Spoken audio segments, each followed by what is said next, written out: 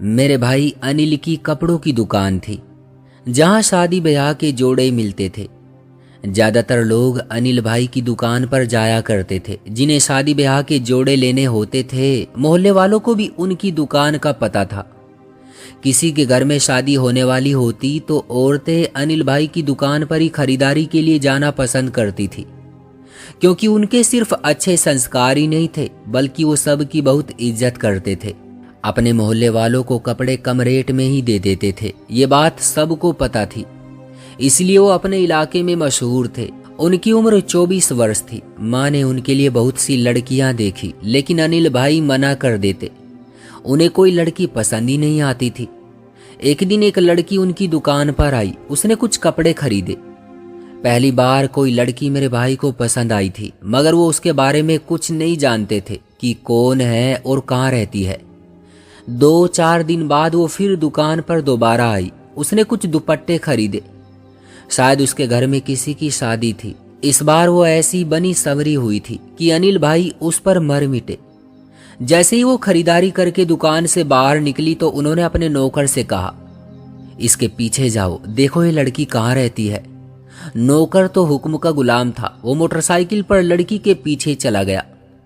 मगर ये क्या, वो तो करीबी मोहल्ले से आई थी और वो मोहल्ला हमारा अपना मोहल्ला था। नौकर भी उसी मोहल्ले का रहने वाला था। उसने देखा कि वो लड़की एक घर के अंदर चली गई है।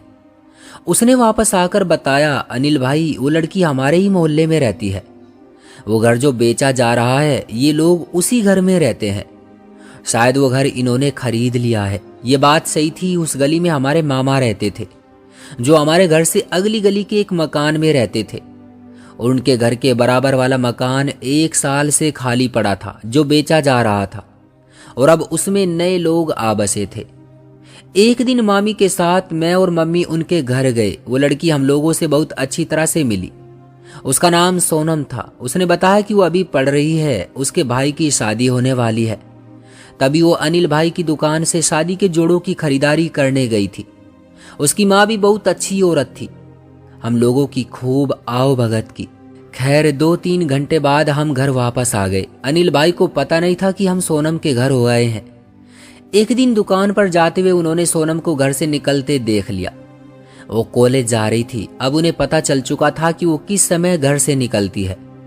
ये खड़े देखते रहते और ठीक सोनम के टाइम पर वो घर से बाहर निकल जाते, और इस तरह दुकान पर जाते वो हर सुबह उसका दीदार कर लेते। दिन गुजरते गए। सोनम की पढ़ाई खत्म हो गई और वो घर बैठ गई। लेकिन ये बात भाई को नहीं पता थी। जब वो घर ही बैठ गई थी तो उसका दीदार किस तरह होता। अनिल भाई रोज सुबह दुकान जाते हुए सांस रोके उसके घर के दरवाजे को देखते रहते, जो बंद ही रहता। फिर ठंडी सांस भरकर आगे बढ़ जाते। हम सब ने महसूस किया कि अनिल भाई को चुप सी लग गई है। माँ ने बेटे की उदासी को महसूस किया तो पूछा, क्या बात है बेटे, क्यों हर समय परेशान रहते हो? बेटे ने जवाब ना दिया। माँ के सवाल को टाल दिया। बस इतना कहा कि आजकल कारोबार मंदा चल रहा है। एक दिन फिर माँ ने बात छेड़ दी कि अनिल, उम्र निकली जा रही है, कब शादी करोगे? क्या उस वक्त जब सर के बाल सफेद हो जाएंगे? मैंने तुम्हारे लिए कितनी लड़कियां देखी, तुम्हें कोई पसंद ही नहीं आती। माँ, जब मुझे पसंद आएगी तो मैं मना नहीं करूंगा। कोई है तो बता, मैं अभी चली जाऊंगी उसका हाथ मांगने के लिए। अनिल भाई ने ठंडी सांस लेकर कहा, वो नए पड़ोसी आए हैं ना, उनके घर जाकर लड़की देखाओ। वो भाई की बात सुनकर कुछ देर के लिए तो खामोश ही हो गई। फिर बोली, मैं उनके घर जा चुकी हूँ। मैंने सोनम को भी देखा है, अच्छी लड़की है, मगर नए लोग हैं और बिल्कुल अजनबी हैं। समझ में नहीं आ रहा रिश्ते की बात कैसे करूं। लेकिन फिर बेटे की खुशी उसमें पाकर उन्होंने हिम्मत की और उनके घर सोनम का रिश्ता अनिल भाई के लिए मांगने चली गई, मगर वहां से मना हो गई। तो माँ मायूस होकर घर लौट आई। अनिल भाई दुकान से आए तो माँ से पूछने लगे, क्या जवाब मिला माँ? माँ ने बता दिया कि मना कर दिया है उन्होंने। भाई एकदम खामोश हो गए, ऐसे चुप हुए, किसी से बात ना करते थे और ना ही मजाक। हंसी मजाक तो क्या, 10 बार सवाल करो तो एक हूं में जवाब मिलता था। जैसे सोनम के घर वालों का इनकार उनकी जिंदगी का रोग बन गया था। कुछ दिन गुजरे कि सोनम के घर से मिठाई का डब्बा आ गया। उसका रिश्ता तय हो गया था। मैं ये देखने गई कि वो खुश है कि नहीं। वो बहुत खुश थी, जैसे उसे उसकी ख्वाहिश के मुताबिक जीवन साथी मिल गया हो। उसका होने वाला जीवन साथी पढ़ा लिखा और बाहर मुल्क से खूब दौलत कमाकर लौटा था। मैंने अनिल भाई को समझाया कि सोनम की शादी की तारीख रखी जा चुकी है, इसलिए अब वो उसका ख्याल दिल से निकाल दे। बचपन में ही उसकी बात पक्की हो चुकी थी। ऐसे मामले में हम कुछ नहीं कर सकते। दुनिया में सोनम से ज्यादा अच्छी और खूबसूरत लड़कियां मौजूद है। हम और किसी लड़की को ढूंढ लेंगे। शादी तो नसीबों की बात होती है। ऐसे में दिल को गम लगाने से क्या होगा। मगर मेरा भाई एक ऐसे रोग में शामिल था जिसका कोई इलाज नहीं था। और सबसे बुरी बात तो ये थी कि बेचारी सोनम को भाई की इस एक तरफा मोहब्बत का पता भी नहीं था। वो तो अपनी खुशियों में मग्न थी। शादी की तारीख तय हो चुकी थी और उसका मंगेतर बाहर देश से शादी के लिए घर आ गया था। उसको भी सोनम पसंद थी और ये उसके बचपन का प्यार था। वो खुशी से निहाल था। सोनम खूबसूरत और संस्कारी लड़की थी, अपने माँ बाप की लाडली बेटी, जिन्होंने उसके देश के लिए हर चीज खरीद रखी थी और कोई कसर नहीं छोड़ रखी थी। शादी का दिन आ गया तो सोनम की मां ने मेहंदी के लिए सभी मोहल्ले वालों को बुलावा भेजा। पड़ोसी होने के नाते हमें भी उनकी खुशी में शामिल होना था। मेहंदी की रस्म बहुत धूमधाम से हो गई और अगले दिन जब विदाई थी तो सोनम को 16 श्रृंगार करके दुल्हन बनाया गया। वो बिल्कुल परी लग रही थी। उस पर इतना रूप चढ़ा था कि ऐसी हसीन दुल्हन मैंने पहले कभी नहीं देखी थी। ढोलक की ताल पर रात आहिस्ता आहिस्ता गुजर रही थी। तभी शोर उठा, दुल्हा बारात लेकर आ गया है। वो किसी राजकुमार की तरह नजर आ रहा था।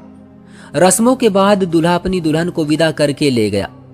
शादी से अगले दिन शाम के वक्त दूल्हे के साथ उसके दोस्तों ने एक पार्टी रखी हुई थी। फिर ये सब कारों में निकल पड़े। जाते हुए रास्ते में उन्होंने कारें रोक ली और एक बड़े होटल में पार्टी करने लगे।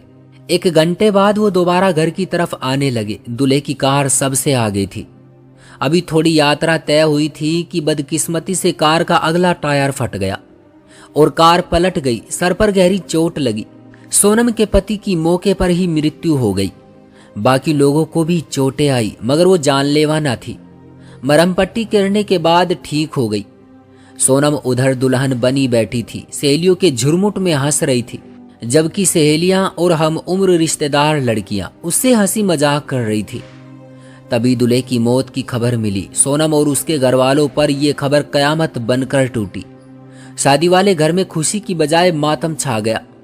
खबर सुनते ही सोनम बेहोश हो गई। उसे फौरन अस्पताल ले गए, जहां वो 2 दिन बेसुध पड़ी रही थी। सोनम के पति का अंतिम संस्कार किया गया, जिसके इलाके के बहुत लोग आए हुए थे, क्योंकि ये एक बहुत बड़ा हादसा था। किसी को यकीन नहीं आ रहा था कि हकीकत में ये सब हो गया है। अपने पराये 1 दिन पहले ही उसकी शादी की दावत खाकर गए थे। दोनों घरों में कयामत जैसा नजारा था। तीसरे दिन सोनम के पापा उसे अपने घर ले आए। मायके आकर सोनम को बिल्कुल चुप लग गई। वो ना खाती थी ना पीती थी। उसके मुंह में जबरदस्ती कुछ लुकमे डालने पड़ते थे। वो घर में किसी से बात तक भी नहीं करती थी। मैं और मम्मी उसके हाल चाल पूछने गए तो हमसे उसका गम देखा ना गया। ऊपर वाले से प्रार्थना की, ऊपर वाला उसे ये गम सहने का हौसला दे और ऊपर वाला किसी की बेटी को ऐसा गम ना दिखा। मेरा बस नहीं चल रहा था, वरना मैं तो सोच रही थी कि किसी तरह उसका दुख बांट लूं। जब अनिल भाई को बताया तो उन्हें और ज्यादा दुख हुआ, मगर मौत का किसके पास क्या इलाज। वक्त बदलते पता नहीं चलता। 3 साल गुजर गए। आखिरकार मां ने अनिल भाई को शादी के लिए तैयार कर लिया, क्योंकि मां की बीमारी बढ़ती जा रही थी और अब उन्हें बहू की जरूरत थी। मेरी भी शादी हो चुकी थी। मां अकेली हो गई थी तो भाई शादी के लिए मान गए। लेकिन अनिल भाई की शादी एक बहुत अच्छी लड़की से हो गई। भाभी का नाम अरुणिता था। बहू के आने से मां की सेहत बेहतर हो गई। वो इतनी अच्छी लड़की थी कि आते ही सबके दिलों में घर कर लिया। ऊपर वाले ने बेटा दिया तो अरुणिता की मोहब्बत मेरे भाई के दिल में जाग गई। दोनों पति पत्नी प्यार से रहने लगे। एक दिन सोनम कुछ कपड़ा लेने भाई की दुकान पर गई। उसकी हालत ऐसी थी कि पहचानी नहीं जा रही थी। उसकी मां उसके साथ थी। भाई अनिल उसे देखकर अफसुर्दगी के समंदर में डूब गए। अगले दिन हम उसके घर गए। मां ने उसे प्यार किया तो उसकी आंखों में आंसू भर आए। मां ने सोनम को गले लगा लिया। वो फूट फूट कर रोने लगी। मेरी भी आंखें छलक पड़ी। वो अपने कमरे में चली गई तो मैं भी उसके पीछे उसके कमरे में ही चली गई। तसल्ली देना चाहती थी मगर मेरे पास शब्द कहाँ थे। खामोशी से उसके ठंडे हाथों को अपने हाथों में पकड़कर बैठी रही। घर आकर जब हमने अनिल भाई को बताया तो उन्होंने नम आंखों से ऊपर वाले से प्रार्थना की कि हे ऊपर वाले, सोनम को सब्र और सुकून दे और उसके पति की आत्मा को शांति दे। अरुणिता ने भाई से पूछा कि क्या कह रहे हो आप और किसके बारे में कह रहे हो? वो बोले कुछ नहीं, एक दोस्त के लिए मैं ऊपर वाले से प्रार्थना कर रहा हूं जो अब इस दुनिया में नहीं रहा।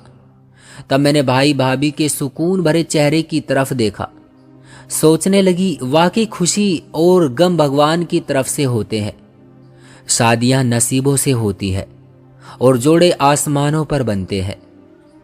दोस्तों, क्या ख्याल है आपका इस कहानी के बारे में? कमेंट करके हमें जरूर बताइएगा।